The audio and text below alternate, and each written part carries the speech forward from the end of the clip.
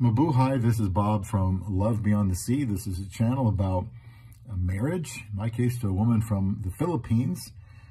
Been married since 2015. Love Beyond the Sea starts with love, so somebody should talk about love now and then so the whole world knows what that is. And I'm going to be making videos about this topic that come directly from gotquestions.org, an excellent source for biblical answers on the internet. So today's question is, what does it mean that the greatest of these is love? The greatest of these is love. You'll see what I mean here.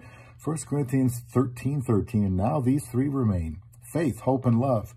But the greatest of these is love. This comes just after Paul's eloquent and famous description of what true love, agape love, is. Several ways that love can be said to be the greatest. And in 1 Corinthians 13:13, it lists love along with faith and hope as a gift that lasts forever. The lasting nature of faith, hope, and love make them greater than all the gifts of the Spirit, which are temporary. The gifts of prophecy, tongues, and knowledge are mentioned in 1 Corinthians 13:8 as coming to an end. Of the three forever gifts, love is the greatest. Love is greater than faith and hope in that both faith and hope depend on love for their existence. Without love, there can be no true faith. A loveless faith is nothing but an empty religious exercise. As Paul says, if I have faith that can move mountains, but do not have love, I am nothing. 1 Corinthians 13:2. Want to know how to be worthless? Don't have any love in your life for others. Well, that's me talking, not gotquestions.org. Without love, there can be no genuine hope. A loveless hope is an oxymoron because we can't truly hope for something that we do not love. Faith and hope are dead, sterile things if not accompanied by love. One of the reasons that love is the greatest gift, it is essential to God's nature. 1 John 4:8 tells us that God is love, and the book of John and John's 3 letters are replete with this theme of love. God loves, or he gives us his love, and we reflect that love back to him. We love because he first loved us. 1 John 4:19. And Jesus taught that the greatest 2 commandments both include love, the greatest gift. Love the Lord your God with all your heart, and with all your soul, and with all your mind. This is the first and greatest commandment. And the second is like it: love your neighbor as yourself. All the law and prophets hang on these 2 commandments. That's Matthew 22. Now, today, there's so much about loving yourself, discovering who you are, and learning to love yourself, and loving yourself more. And nothing could be worse for you to stay happily married or even find a wife if you are not demonstrating love. We already love ourselves. That's why it says love your neighbor as yourself. We already do. We already do. In fact, the Bible talks about how as time goes by, men will become lovers of selves.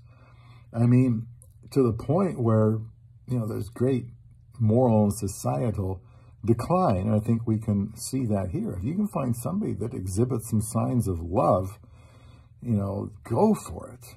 I know my wife from the Philippines has greatly helped her family back home, and many people she has helped that cannot help her. They can't do anything for her. They can't repay her. And I think the purest form of love is to do things for people that simply cannot repay you. Now, back to gotquestions.org and this question. John Calvin puts forward a very simple reason why love is the greatest gift. Because faith and hope are our own. Love is diffused among others. In other words, faith and hope benefit the possessor, but love always benefits another. In John 13:34 and 35, Jesus says, "A new command I give you, love one another. As I have loved you, so you must love one another.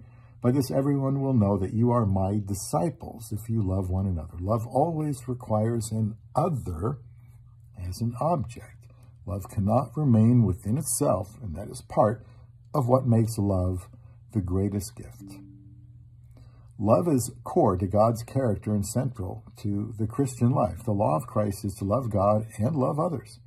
Love infuses all that God does and should infuse all that we do. Love never fails, 1 Corinthians 13:8. And it will never cease.